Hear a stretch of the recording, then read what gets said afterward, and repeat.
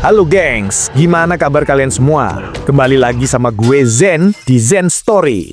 Kali ini kita bakal kupas sebuah film bergenre techno thriller, yaitu genre film yang memadukan teknologi canggih dengan plot cerita menegangkan. Film ini berjudul Upgrade tahun 2018 yang menyuguhkan adegan seru sekaligus menegangkan. Cocok untuk pemirsa yang suka dengan suguhan adrenalin dan plot twist yang tidak bertele-tele. Seperti apa keseruannya? Seperti biasanya, like dan subscribe kalau konten ini dirasa menarik, dislike kalau nggak berfaedah. Tanpa berlama-lama, langsung saja kita ke TKP. Let's go!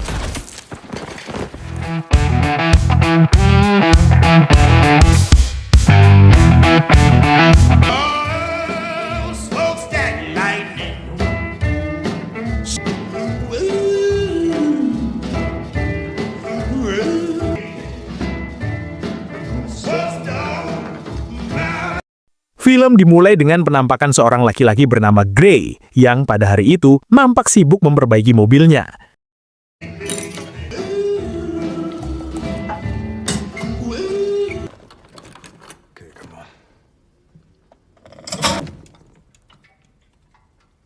I love you. Gray kemudian keluar garasi mobil untuk menyambut kedatangan istri tercintanya bernama Asha yang merupakan seorang wanita karir sukses di sebuah perusahaan robotik. Gray dan Asha adalah pasangan suami istri yang saling mencintai, romantis, dan hidup berkecekupan meskipun belum dianugerahi keturunan. Evening playlist 1. The temperature indoors is... In fact, that right there is a celebratory beer. Is that right? Yeah. You want to print a pizza? You want to make a pizza? Di hari itu, Gray mencoba mengajak Asha pergi ke suatu tempat untuk menemui salah seorang teman dekatnya bernama Aaron. Ini parasnya. Aaron adalah seorang pemilik perusahaan teknologi chip canggih bernama STEM, yang ia klaim lebih canggih dari otak manusia yang bisa melakukan apapun, seperti mengemudi, memasak, menyembuhkan penyakit, mendeteksi keberadaan mantan, termasuk bahaya dari serangan musuh.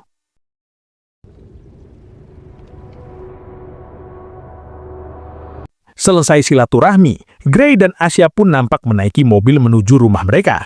Ya, mobil yang mereka tumpangi bukanlah mobil sembarangan, melainkan mobil canggih yang menggunakan teknologi supir otomatis, di mana Gray yang kali itu menyadari kalau mobil mengalami error dan menuju arah yang salah, mencoba memberi instruksi kepada si mobil untuk berhenti. Stop, car, stop.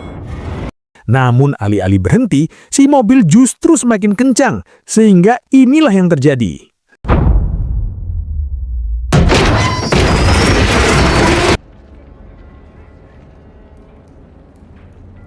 Belum sempat keluar dari mobil, Gray dan Asha tiba-tiba didatangi oleh sekelompok orang tak dikenal. Entah ada masalah apa, tiba-tiba salah seorang dari mereka tanpa belas kasihan menembak Asha hingga menemui ajalnya.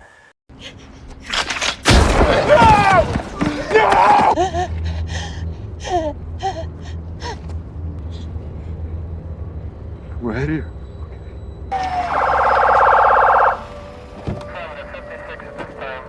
Sedangkan Gray yang kebetulan masih selamat, kemudian dilarikan ke rumah sakit.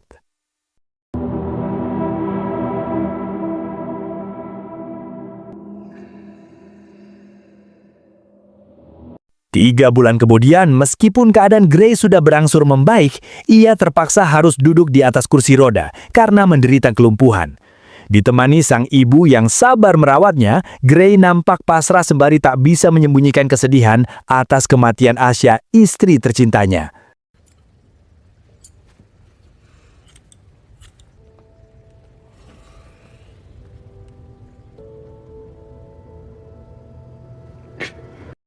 Semenjak kematian istrinya, Gray sering mengunjungi kantor polisi untuk mengetahui perkembangan penyelidikan kasus pembunuhan istrinya. Kali ini Gray bertemu dengan seorang detektif wanita bernama Cortez yang nampak memberi penjelasan bahwa kepolisian masih belum menemukan alias masih berusaha mencari pelaku pembunuhan itu. I'm gonna work through my list and if you wanna work with me, we're gonna find them.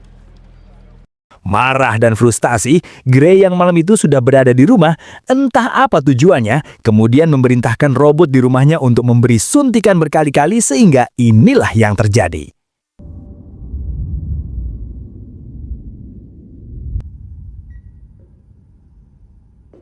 Ya, overdosis, membuatnya harus mendekam di rumah sakit lagi. Namun kali ini ia kedatangan teman akrabnya, yakni Aaron yang berusaha meyakinkan Gray bahwa ia bisa menyembuhkannya dengan stem, yakni microchip canggih yang dijelaskan di awal film, sehingga Gray bisa sembuh total dan bergerak seperti sedia kala. I'm not looking to restart my life. But they just might be able to bring you back. Meskipun sempat ragu, Gray yang akhirnya menyetujui saran Aaron, kemudian nampak menjalani sesi operasi untuk menanam stem di punggungnya, di mana tujuan akhirnya adalah otak Gray bisa memerintah stem yang kemudian diteruskan ke semua bagian tubuh Gray yang lumpuh akibat kerusakan saraf di tulang belakangnya. Sehingga inilah akibatnya.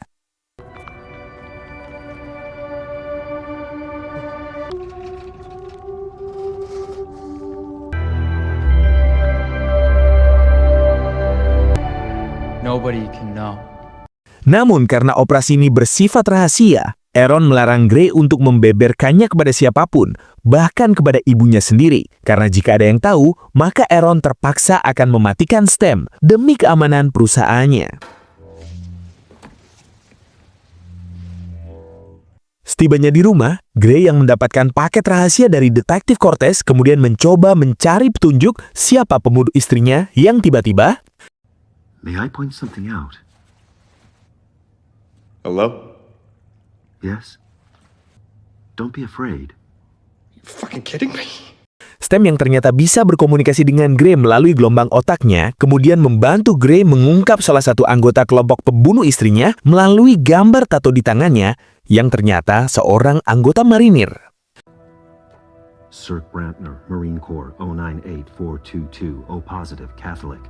Gray yang awalnya berencana memberitahu detektif Cortez atas temuannya ini, atas saran Stem terpaksa mengurungkan niatnya karena ia tidak mempunyai bukti yang kuat. You need to be positive it's him before you alert the police. Karena dendam yang membara, Gray pun nekat menyatroni rumah Cirque sendirian, tanpa persenjataan apapun, tak kenal takut, mirip jagoan di film-film, sehingga inilah yang terjadi.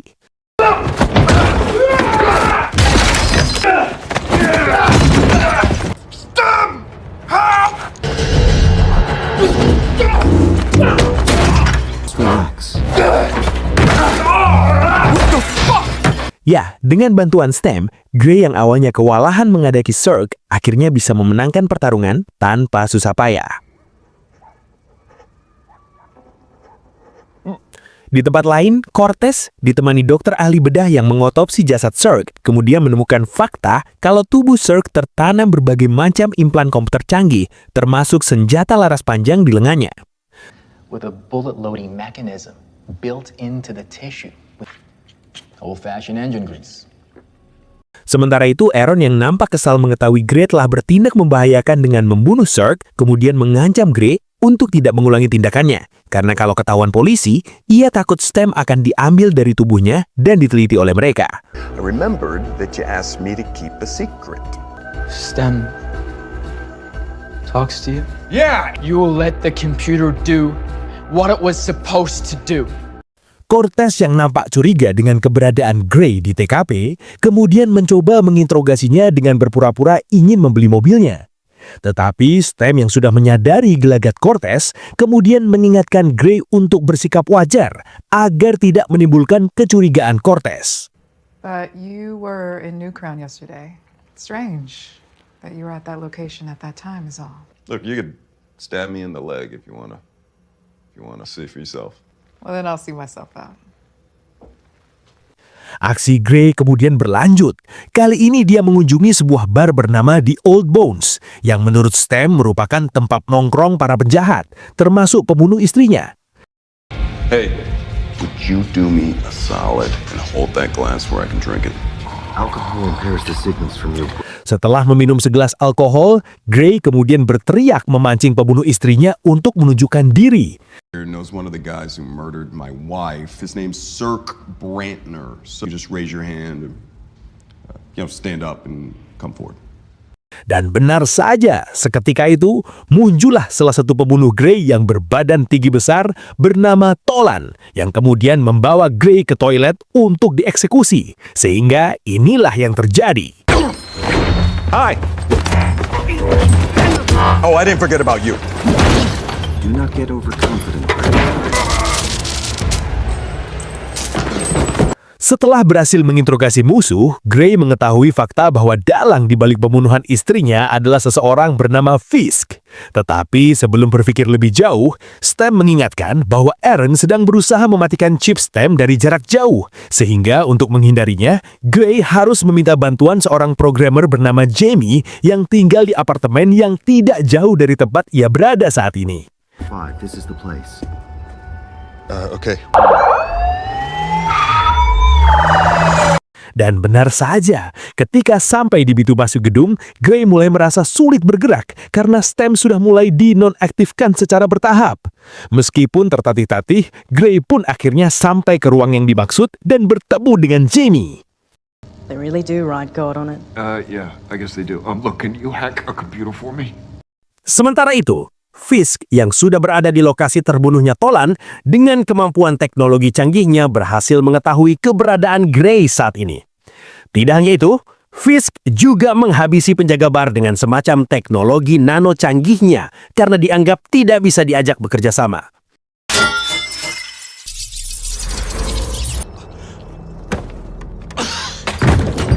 Menyadari kedatangan Fisk, Jamie kemudian menghentikan kegiatannya dan berusaha segera kabur karena tidak mau berurusan dengan Fisk.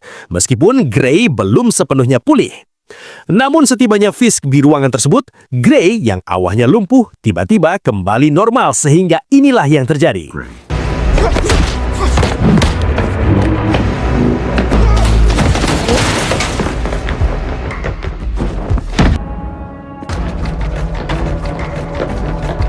Stop, Gray. There is nowhere left to run.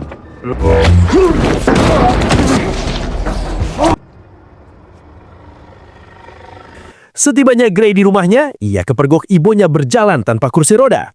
Hal ini kemudian memaksa Gray untuk menjelaskan kepada sang ibu kalau ini adalah hasil rekayasa teknologi dan berpesan agar sang ibu tidak boleh menjelaskannya kepada orang lain. If Asher was here, she'd want you to be happy. Belum juga sempat menenangkan diri, Gray dikejutkan dengan kedatangan detektif Cortez yang kali semakin menaruh curiga kepadanya karena sudah 2 kali ini kursi roda Gray berada tepat di lokasi pembunuhan. Namun karena kuatnya alibi Gray, Cortez terpaksa menyerah dan melangkah pergi. If you are involved in this somehow, then you need to let me know. Right now.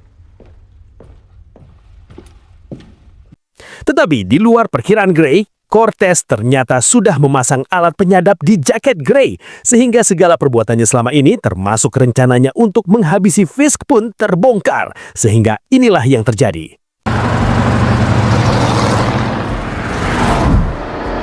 I assume that she's following you right now.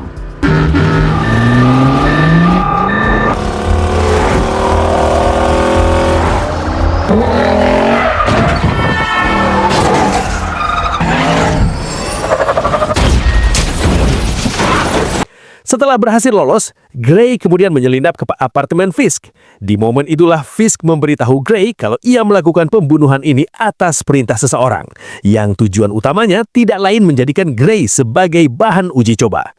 Now I'm like you. I'm strong. I didn't ruin your life. I gave you a gift. Lebih lanjut, Fisk menjelaskan kalau kelumpuhan Gray adalah akibat sengaja dilumpuhkan dengan merusak tulang belakangnya menggunakan senjata canggih dengan tujuan bisa menanamkan chip Stem ke dalam tubuhnya. Mendengar ini, emosi Gray tak terbendung sehingga inilah yang terjadi.